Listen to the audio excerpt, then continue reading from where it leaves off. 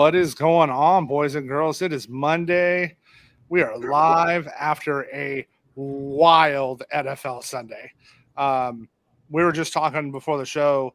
I believe, if I read correctly, this is the most the most players they've lost in Survivor at Circa by week 3 ever. I think, if I read that correctly. I'm down to one team. I can't even believe I had the Chiefs in one of them. I thought I didn't. Yep. My Jacksonville's gone. My Baltimore's gone. I did not like Seattle. I actually liked Carolina to win that game. Smoked. Yeah, I fortunately, one of the things I do is I'm looking at who the chalk is on Circa for my other Survivor pools, and I generally fade the top. So fortunately, I saw that and got on to KC because I was all over Jacksonville. I didn't think, I love Houston, but I didn't think they'd do to Jacksonville what they did. Like, I didn't see that coming. Yeah, I'm pissed at myself too because one of my 2-unit plays was Houston +8. Yeah, that was. They were on it. And they and then it's funny. I put up a poll this morning, and I asked, "What's been worse to watch? Last year, the Cowboys forcing Zeke to get the ball when they had Tony Pollard behind him, or watching Pittsburgh try to use Najee still when they have Jaylen Warren behind him?" And I gave an option of both are equally disgusting, and that ran away with it. Warren, we had 2 fiver plays last night that if Warren gets to his 31.5, 32 yards, it's 2 racks and on like $100 worth of bet. So that was my tough loss of the weekend. I didn't really lose. I mean, I was up units for the weekend, but those were my monsters that would have carried me over. So I was a little disgusted with that one. Do you see Najee Harris turning into Eddie Lacy? 100%. He's going down the same road. Like, I don't think he's going to blow up and like become a fatso like Eddie, but like that's where he is, right? Like when I watch him run right now, he doesn't have that gear right now. Like when he's moving, like he's not going.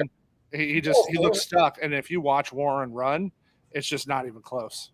Yep, we're on the same page, brother. All right, well, let's get people fed. You want to start them off with that moonshot? Yeah, well, we hit last night on our moonshot. We went Devontae last night for first TD plus 800. Ooh. We got it. Puka doesn't have a TD this year. That's kind of insane. Yeah, it's insane. With all his catches, he doesn't have a TD. He gets the nut matchup against Cincy tonight. They said he's going to go now earlier, like it's 99%. If he's going, for him to have first TD value at plus 1,000, remember the moonshots we're sprinkling, they're quarter units, 0.1 unit bets, but we hit it really well at that price. It's just too much value to pass up. I like it. It aligns with my play from last Tuesday. So I've been giving this out for a while. The Rams. So I like Rams money line in this game. The reason I'm looking right here, I'm seeing Rams money line as little as plus 120. So if you get plus 2.5 on Bet Openly right now at plus 117, I get that it's not a valuable point, 2.5. You want the 3 hook, the 3.5, but trust me, you want 2.5 points for only 3% less than the money line. This is just a no-brainer. This was plus 2.5, minus 110 a few days ago. So the line's moved actually towards Cincy a little bit. I think that's a huge mistake. I think the Rams win this game. Yeah, I am. They said Burrow's going to try to go earlier. I don't think they're going to be able to lean on Burrow tonight. And so that leads me to my play. Joe Mixon over 15.5 rush attempts at minus 105. I think he gets 17 to 20 tonight. I think they're just going to have to use him, even though they probably don't want to. They're going to have to lean on him in this game and attack that front and try to take some of that pressure off of Joe. If he's not 100, I think it's crazy to take him there, but this is just too much value to match up when we model him closer to 20 rush attempts tonight. Cool. And we're dwindling down on baseball a little bit. I love playoff baseball, guys. I'm going to be a psychopath about it. I bet Trev's the same way. Yep. This is just a kind of dead week, week and a half, whatever. But EV is EV, OddsJam EV positive play of the day.